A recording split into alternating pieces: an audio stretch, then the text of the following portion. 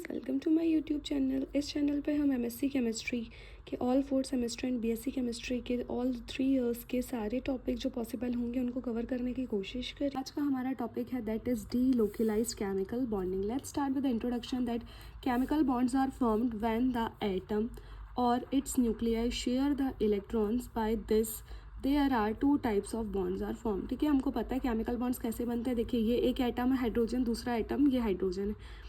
ठीक है, ये एक इंडिविजुअल आइटम्स हैं और इनकी इंडिविजुअल न्यूक्लियाई है। दोनों हाइड्रोजन आइटम्स अपने इलेक्ट्रॉन्स को शेयर करके बॉन्ड का फॉर्मेशन करते हैं। इस तरह से केमिकल बॉन्ड बनता है। ठीक है, और ये बॉन्ड जो है 2 टाइप के हो सकते हैं। मे बी ये बॉन्ड लोकलाइज्ड होगा या ये बॉन्ड डीलोकलाइज्ड होगा। ठीक है, ये वर्ड से ही हम क्लियर होते हैं। लोकलाइज्ड मीन्स जो अपनी जगह पर स्टेट हो, मतलब अपनी जगह पर स्टेशनरी हो, मूव ना करे। और डीलोकलाइज्ड मतलब क्या होता है कि वो अपनी जगह से मूव कर जाए। ठीक है, तो इसको हम समझते हैं आगे। ठीक है, that is localised chemical bonding and delocalised chemical bonding. Topic हमारा डीलोकलाइज्ड केमिकल बॉन्डिंग है, लेकिन अगर डीलोकलाइज्ड केमिकल बॉन्ड है तो उसके लिए हमें पहले लोकलाइजेशन समझना होगा कि लोकलाइजेशन क्या होता है, तब जाके हम डीलोकलाइज्ड टॉपिक क्लियर करेंगे। ठीक है, तो स्टार्ट करते हैं हम लोकलाइज्ड बॉन्ड से।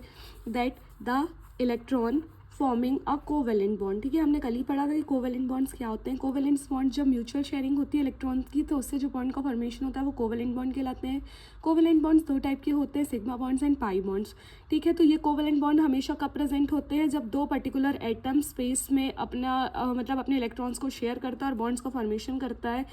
ठीक है, तब जाके कोवेलेंट बॉन्ड्स का फॉर्मेशन होता है। और ऐसे इलेक्ट्रॉन्स जो है वो लोकलाइज्ड कहलाते हैं। जैसे फॉर एग्जांपल ये इन्होंने एक इलेक्ट्रॉन दिया और इसने, ये वाले हाइड्रोजन ने एक इलेक्ट्रॉन दिया और ये दोनों ने एक बॉन्ड का फॉर्मेशन कर लिया। ठीक है, तो ये जो इलेक्ट्रॉन है ये लोकलाइज्ड इलेक्ट्रॉन कहलाएंगे और ये जो बॉन्ड का फॉर्मेशन हुआ है ये लोकलाइज्ड बॉन्ड कहलाएगा। ठीक है, so such electrons are localized and bonds are localised bond. Got it.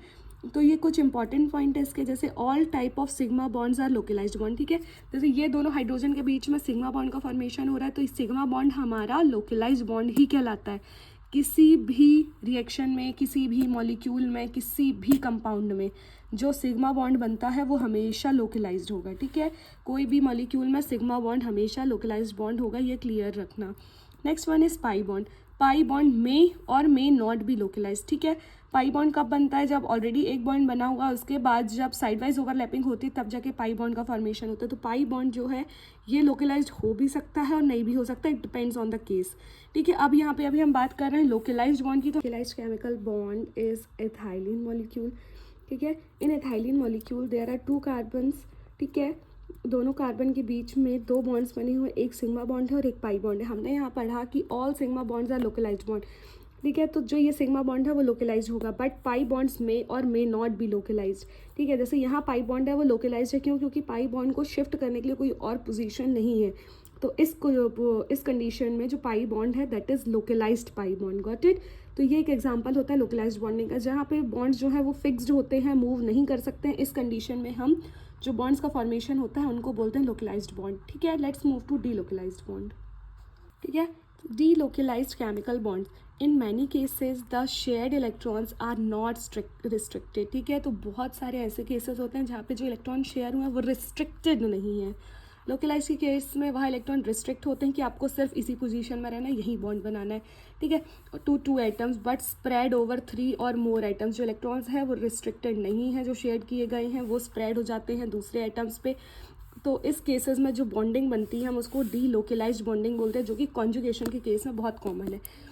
ये समझना पड़ेगा कॉन्जुगेशन क्या होता है। ठीक है, जब भी डबल सिंगल बॉन्ड ऑल्टरनेशन में रहते हैं, फॉर एग्जांपल ये, ठीक है, carbon double, carbon single, carbon double. ठीक है, तो इसको हम कॉन्जुगेशन कहते हैं, जहाँ डबल सिंगल बॉन्ड ऑल्टरनेशन में प्रेजेंट रहते हैं, इसको कॉन्जुगेशन बोलते हैं। ठीक है, फॉर एग्जांपल यहाँ पर जो पाई बॉन्ड बना हुआ है, ये पाई बॉन्ड में जो इलेक्ट्रॉन शेयर हुए ये रिस्ट्रिक्टेड नहीं है, ये मूव करके यहाँ भी जा सकते हैं, ये मूव करके यहाँ भी जा सकते हैं, ये यहाँ भी जा सकते हैं। ठीक है, तो ये एक एटम के बीच में रिस्ट्रिक्टेड नहीं है, ये मूव कर सकते हैं, स्प्रेड कर सकते हैं ओवर 3 और मोर एटम। इस टाइप की बॉन्डिंग को हम डीलोकलाइज्ड बॉन्डिंग बोलते हैं। ये हमेशा कॉन्जुगेशन में मिलता है, जहाँ डबल सिंगल बॉन्ड का अल्टरनेशन होता है।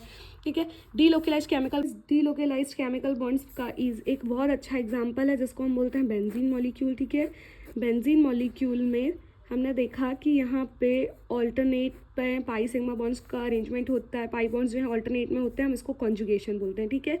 बेंजीन में हमने रेजोनेटिंग स्ट्रक्चर में देखा कि ये वाला पाई बॉन्ड जो है वो यहाँ आ जाता है, ये वाला पाई बॉन्ड यहाँ चला जाता है और ये वाला पाई बॉन्ड यहाँ आ जाता है, ठीक है। तो एक केस ये भी हो सकता है कि अब जो ये वाला पाई बॉन्ड है वो यहाँ आ जाए, ये वाला पाई बॉन्ड यहाँ चला जाए, ये वाला पाई बॉन्ड यहाँ चला जाए, ठीक है। तो अब क्या हुआ, यहाँ पे पाई बॉन्ड जो है वो डीलोकलाइज्ड हो गया। तो इस टाइप की बॉन्डिंग को हम बोलते हैं delocalised chemical bonding. So in many cases shared electrons are not restricted to 2 atoms but spread over 3 or more atoms. Such type of bonding is called delocalized bonding and very common in conjugation. I hope अभी ये line आपको समझ आ गई होगी। Now we know that some molecules have more than 2 structures called resonance, ठीक है। Benzene का सबसे अच्छा एग्जाम्पल है कि हमको पता है कि किसी भी मॉलिक्यूल के एक स्ट्रक्चर नहीं होते हैं, मतलब 2 या 2 से ज़्यादा स्ट्रक्चर पॉसिबल होते हैं, तो उन स्ट्रक्चर्स को हम रेजोनेंस बोलते हैं और उन स्ट्रक्चर को, मतलब इस फिनोमिना को रेजोनेंस बोलते हैं और उन स्ट्रक्चर को हम रेजोनेटिंग स्ट्रक्चर बोलते हैं, ठीक है, जिसकी वजह से बॉन्ड जो और चार्जेस होते हैं वो डीलोकलाइज हो जाते हैं। Another example is prop 2-in-1-al, ठीक है, दैट इज एलाइल कार्बोकेटाइन। यहाँ पे क्या है देखिए, CH2 CH CH2, यहाँ पे डबल बॉन्ड प्रेजेंट है, यहाँ सिंगल बॉन्ड है, हम इसी चीज़ को कॉन्जुगेशन बोलते हैं, double single bond in alternation, ठीक है। यहाँ पे एक बॉन्ड की कमी, हमको पता है कि कार्बन की वैलेंसी 4 है, 1 2 3, तो इसकी वजह से इसके ऊपर एक पॉजिटिव चार्ज आ गया कि उसके पास एक बॉन्ड नहीं है,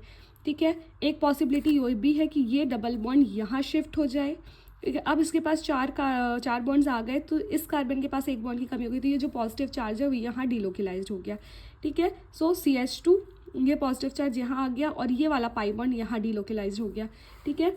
और एक रेजोनेंस हाइब्रिड स्ट्रक्चर बता सकते हैं हम, तो इस टाइप के स्ट्रक्चर को हम रेजोनेटिंग स्ट्रक्चर बोलते हैं, फिनोमिना रेजोनेंस कहलाता है। और यहाँ जो बॉन्ड का डीलोकलाइजेशन हो रहा है, जो पहले इस कार्बन पे था, फर्स्ट कार्बन पे, उसके बाद वो शिफ्ट होके ये सेकेंड कार्बन पे चला गया, गॉट इट। और जो पॉजिटिव चार्ज थर्ड कार्बन पे था वो शिफ्ट होके फर्स्ट कार्बन पे आ गया। तो इस तरह से हम बोल सकते हैं कि बॉन्ड्स का और चार्जेस का डीलोकलाइजेशन हो रहा है, फिनोमिना को हम बोलेंगे delocalise. Another example is carbonate ion CO3 2-, ठीक है। इसमें क्या होता है कि ये जो O के ऊपर नेगेटिव चार्जेस हैं और ये वाला पाई बॉन्ड है वो डीलोकलाइज होता है, ठीक है। हम मान लो उसको first O, second O, third O, ठीक है। तो सबसे पहले जो पाई बॉन्ड है वो फर्स्ट O पे है, नाउ सेकेंड स्ट्रक्चर पे ये पाई बॉन्ड शिफ्ट हो जाता है to oxygen number second, and जो नेगेटिव चार्ज है वो फर्स्ट O पे शिफ्ट हो जाता है, ठीक है। एंड थर्ड स्ट्रक्चर पे जो पाई बॉन्ड है वो थर्ड वाले ऑक्सीजन पे शिफ्ट होता है और जो नेगेटिव चार्जेस है वो दूसरे O पे आ जाते हैं। इस तरह से ये जो पाई बॉन्ड है इसका डीलोकलाइजेशन हो रहा है एंड नेगेटिव चार्ज का डीलोकलाइजेशन हो रहा है, गॉट इट। इस तरह से हमारा ये टॉपिक कवर होता है, that is delocalised chemical bonding. I hope you understand. And हाँ, कंक्लूजन इज दैट लोकलाइजेशन या लोकलाइज्ड केमिकल बॉन्डिंग होती है, उसमें जो मॉलिक्यूल होता है वो लेस स्टेबल होता है, got it. Localised chemical bonding में लेस स्टेबल मॉलिक्यूल होता है और इलेक्ट्रॉनिक चार्जेस का डिस्ट्रीब्यूशन नहीं होता है। एटम एंड मॉलिक्यूल हमने देख रहा है एक ही सिग्मा बॉन्ड होता है और वो फिक्स होता है, तो इसमें किसी भी टाइप का इलेक्ट्रॉनिक चार्ज का भी डिस्ट्रीब्यूशन नहीं होता है, बॉन्ड्स का तो होता ही नहीं है, इलेक्ट्रॉनिक चार्ज का भी डिस्ट्रीब्यूशन नहीं होता है, ठीक है। एंड डीलोकलाइजेशन केमिकल बॉन्डिंग क्या है, इसमें मोर स्टेबल मॉलिक्यूल रहता है। हमको पता है कि देखिए रेजोनेंस की वजह से डीलोकलाइजेशन हो रहा है, कॉन्जुगेशन की वजह से, और जिसके जितने ज़्यादा रेजोनेटिंग स्ट्रक्चर होता है वो मॉलिक्यूल उतना ज़्यादा स्टेबल होता है, ठीक है। तो डीलोकलाइजेशन के केस में हमें रेजोनेंस का फिनोमिना देखने को मिलता है, इस वजह से हमारा जो मॉलिक्यूल है वो स्टेबल होता है और इलेक्ट्रॉनिक चार्जेस का भी डिस्ट्रीब्यूशन होता है रेजोनेंस की वजह से। अभी हमने देखा जैसे कार्बोनेट आयन में, थाइलिन में, बेंजीन में, हर जगह चार्जेस का भी डिस्ट्रीब्यूशन हो रहा है, तो इस वजह से ये स्टेबल भी रहता है और इलेक्ट्रॉनिक चार्ज का डिस्ट्रीब्यूशन भी होता है। I hope you understand that delocalised chemical bonding का पूरा फिनोमिना। अगर आपको हैंड रिटन नोट्स चाहिए तो प्लीज़ कमेंट करें, हम ये सभी नोट्स आपको PDF के फॉर्म पे प्रोवाइड कर सकते हैं। Thanks for watching.